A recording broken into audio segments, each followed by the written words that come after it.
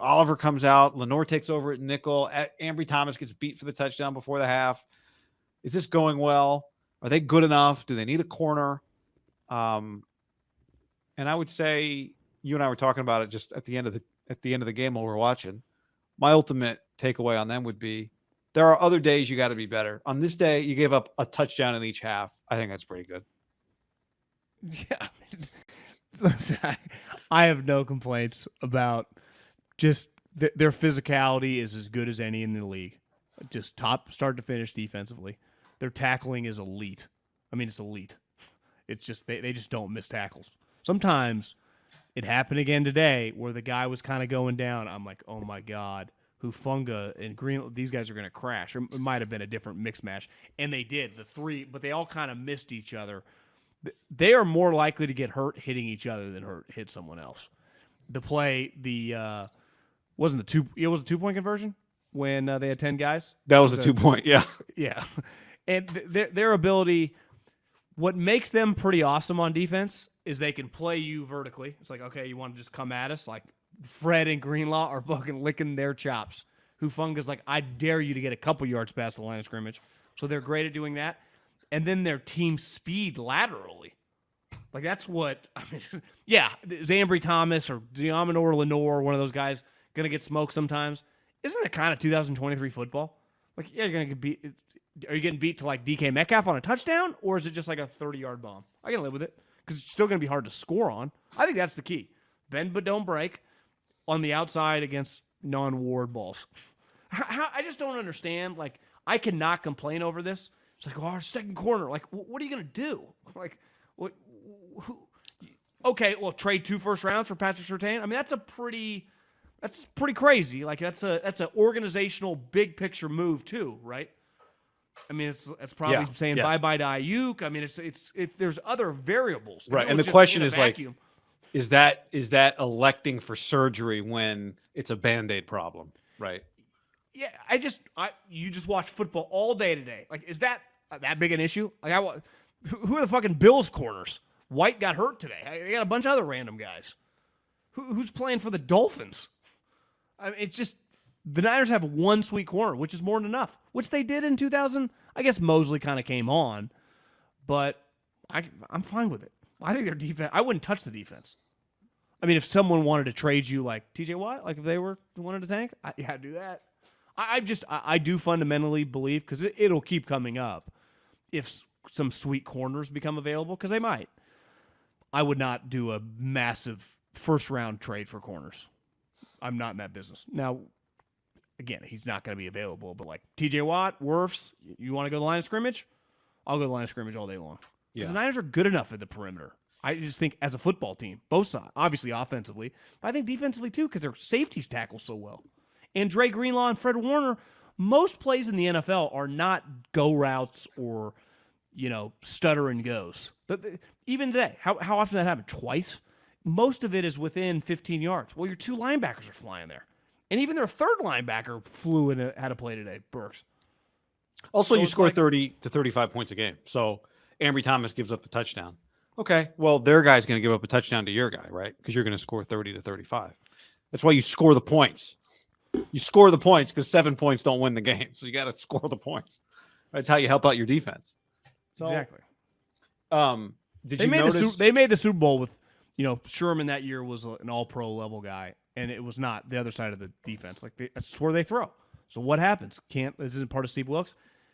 In passing situations, whether it's Greenlaw or Warner is going to be on the side with the second corner, cheat, right? Just cheat that way. So if they're coming underneath, you can help. And the safety, just cheat a little that way. Because I know my linebackers can cover the middle of the field, so I just got to cheat the left corner. But anything underneath, we're going to tackle. And if we get beat deep, this isn't college football. You're not just going to throw bombs every single play. That's just, even when you should, you just never do. You're also paying a lot of money to Bosa. You're paying a lot of money to Armstead. You paid a lot of money to Javon Hargrave. Right? Like somewhere you're not going to be perfect. Javon Hargrave looks fantastic. Did you notice Dre Greenlaw? Those of you listening to this, you'll have to imagine it. But Greenlaw, every close hit today, put his arms up, would do like he clearly knows, like everyone's talking about. He would just do the arms up. He did it 4 times today. Close hit, arms up. I didn't do anything. He was crushing. I mean, those guys. Somebody called him on. Somebody tagged me the other day. They call him Draymond Greenlaw. That's pretty good. Draymond got hurt before training camp even started. A high ankle sprain, 8 weeks, right? That's what happens when you're working out on your own. Yeah, I think this defense. I mean, when you factor in Diggs is hurt, it's got to be the best talent-wise in the league. Now the Hargrave. I mean, what an addition he is, right? Because before it was like, oh, Bosa, they're clearly chipping and doubling him. Well, who else is helping? Well, it doesn't matter now. That fucking guy is just coming. I mean, how many plays? I just have the regular ESPN box score. I would have guessed 4 or 5 pressures today up the middle. I mean, it just feels like he's driving that guy back. He's so quick, explosive for a little powerful guy. He is. Honestly, he just has one good year. It was well worth it. Here's the other thing, guy. This is back-to-back big free agent signings, which they've hit a home run. Now, a guy could get hurt at any moment, but it was like, how often do you see big free agency signings? Non-injury. It's like, God, we're not getting the guy that played for that team. What the fuck? And Ward immediately stud. How many teams Ward starting on in the NFL? Every single one? Hargrave, obviously. I mean, they paid for it, but both those guys, plug and play, sweet, immediately.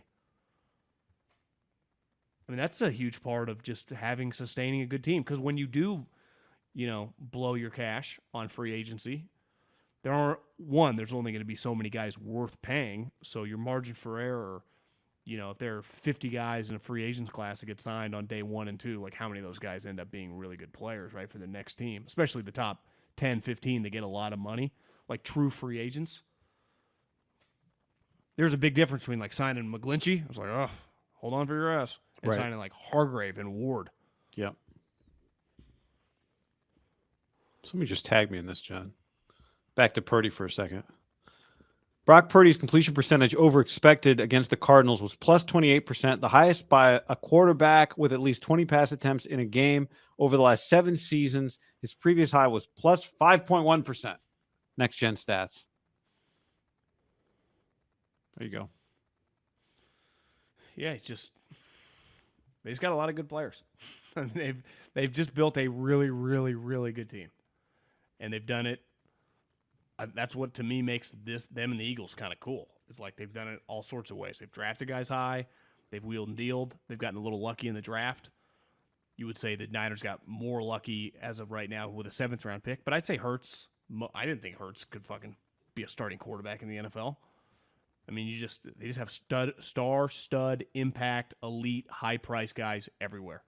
Feels like, honestly, like Cowboys, Niners when we were kids, but it's Eagles.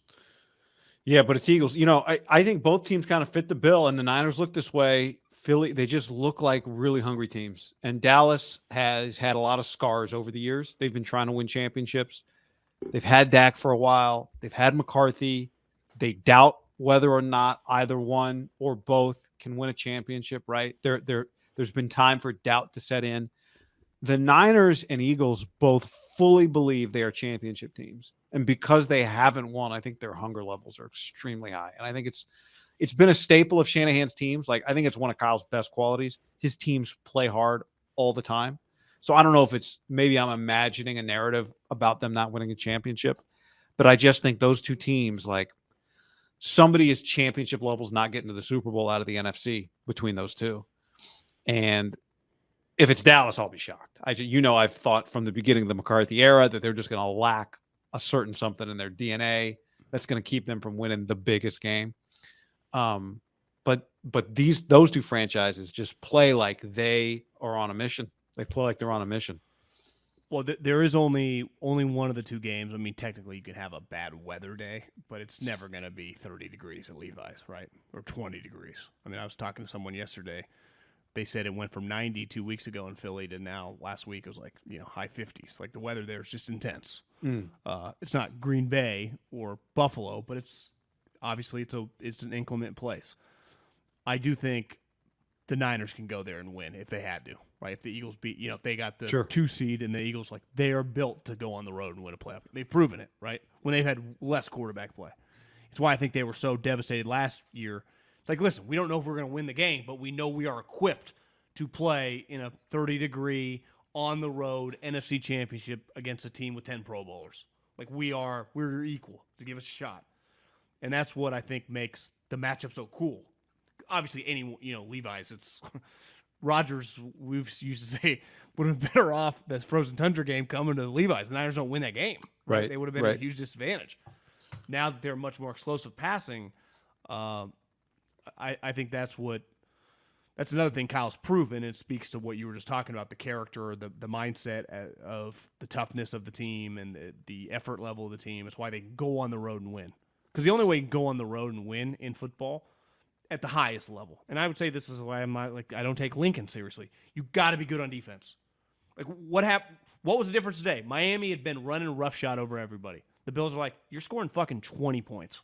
20 points, guys. 20. When you've been, obviously 70 is an outlier, but they go into Miami will go into 90% of their games thinking that we're getting 35, right? When you're good on defense, it's a game changer. And it was a point of difference for Harbaugh. It's a point of difference for Kyle. It's a point of difference, I would say, for Georgia and Alabama and their great teams in college football. I think Andy Reid now, they got a really good defense. The Bills have a good defense. Do you know Bills statistically were like the second best defense in the league for whatever it is, 3 games? I didn't know that. Their pressure rate's the highest. They're good. I mean, they're just, and if you're gonna, and that's what makes them scary, right? Well, if that's your quarterback and your defense is good, you can win a Super Bowl. If this is your offense and your defense is elite, that's why the Niners have been in the mix to win a Super Bowl.